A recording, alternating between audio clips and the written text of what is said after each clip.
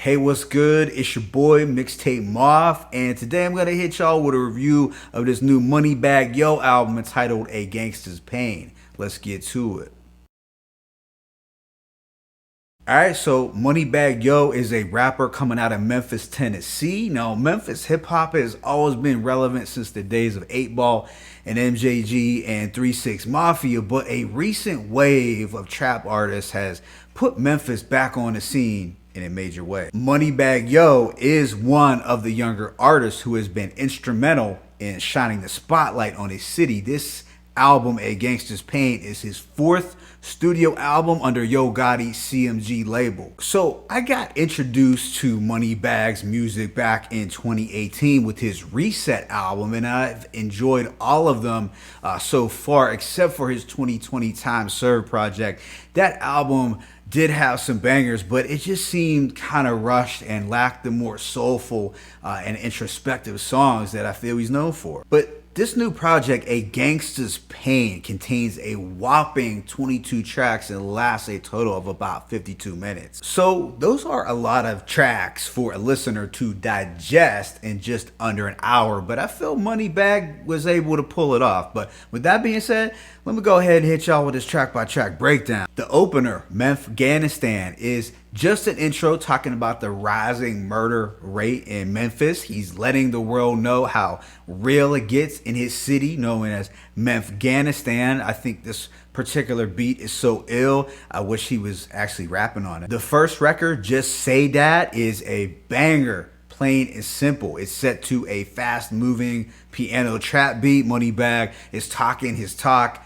You can't say you smoking your op if you wasn't responsible for it. Track 3, Go, is another banger where Moneybagg is going in over this fast tempo trap beat. There's what sounds like a church bell loop throughout, and it kind of gives it that eerie quality. This features the artist Big 30 as well. On here, Moneybagg hits us with more slick talk. How you supposed to be a gangster but salty about the hoe? How the fuck my artist bigger than your CEO? I feel this was another solid banger to get this album started. Track 4, Waukesha, is a conceptual record comparing his love for lean to the love of a woman, and I think this was a creative concept track with a dope beat. This of course samples from El DeBarge's Stay With Me, but you will probably also remember this from Biggie's One More Chance. But if you're too young for that, you've likely heard this same sample on Ashanti's Foolish. The next track, Shatta's Lala, is a fun and bouncy record where he raps with a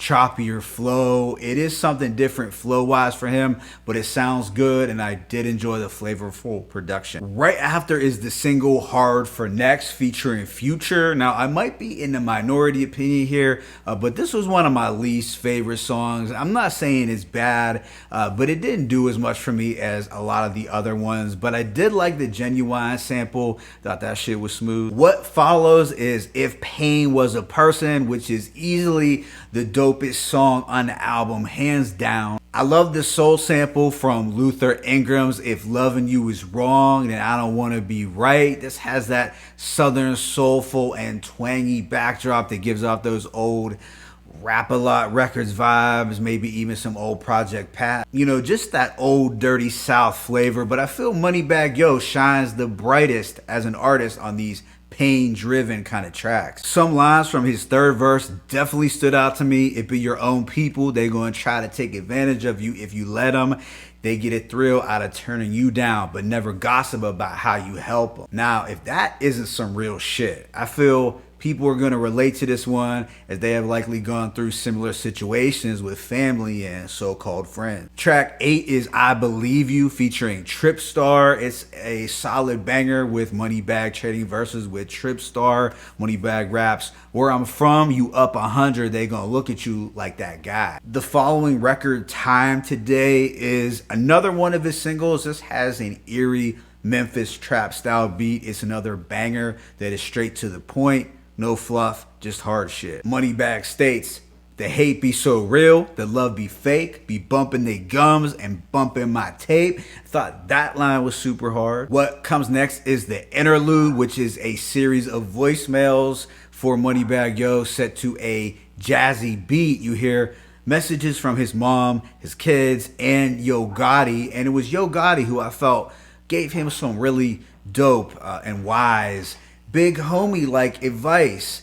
Instead of letting pain become a distraction, we gotta learn how to live with it, adapt to it, and use it for motivation. Track 11 is Free Promo featuring Lil Durk and Polo G. This record is all about getting it out of the mud with no help from others. Moneybagg says, ain't skipped no line, I sacrifice, now I'm just having my way. Don't need no therapist, I vent to myself in a safe. The hell with therapy, he's venting to himself in his safe. This has a pensive and meditative instrumental, one that I feel is very fitting for artists like Polo G and Durk. The electric guitar at the end was a highlight. We then get two short conceptual tracks back to back entitled Hate It Here and Love It Here. Both have super dope instrumentals. Hate It Here has some darker production, whereas Love It Here has more of an airy beat that reminds me of the calm feeling after a storm has passed. But these records deal with the ups and downs of relationships. At times they can feel toxic, other times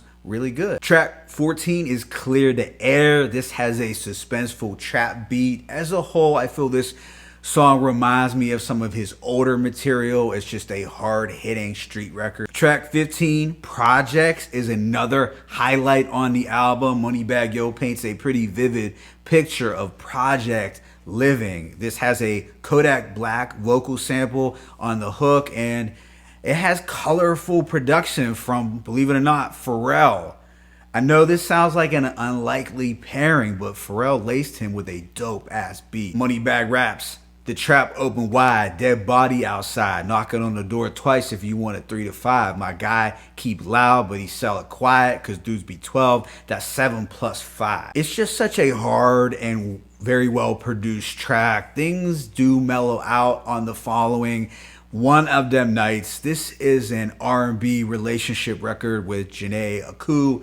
It's not a song I'm super into, but at the same time, it's not bad. It's pretty obvious that this was geared towards Moneybagg's big female fan base. The following, FR, has some cinematic production. It's really an elegant instrumental that serves as a great backdrop for Moneybagg to rap about the struggle. You can just feel the pain in his bars. He raps, "You ain't sacrificed what I did. No days off. I miss birthdays. I be in my Benz when I'm mad or in a hurt place." Then we have Certified Neptunes, which is a certified banger produced again by Pharrell. So he is 2 for 2 on the production tip. And I feel it's great to hear him making some hard beats again as opposed to that pop and experimental stuff. The subsequent track, Change the Subject, finds Moneybagg pouring out some more pain over a gentle piano and gospel style beat. He raps, "I tell everybody I'm good, cause what you gonna do if I'm not? Traumatized, I'm from the hood, won't hesitate to fire no shots." Then we have Lisa Ain't Lie, a record where Moneybagg keeps it a stack about the realities when you acquire too much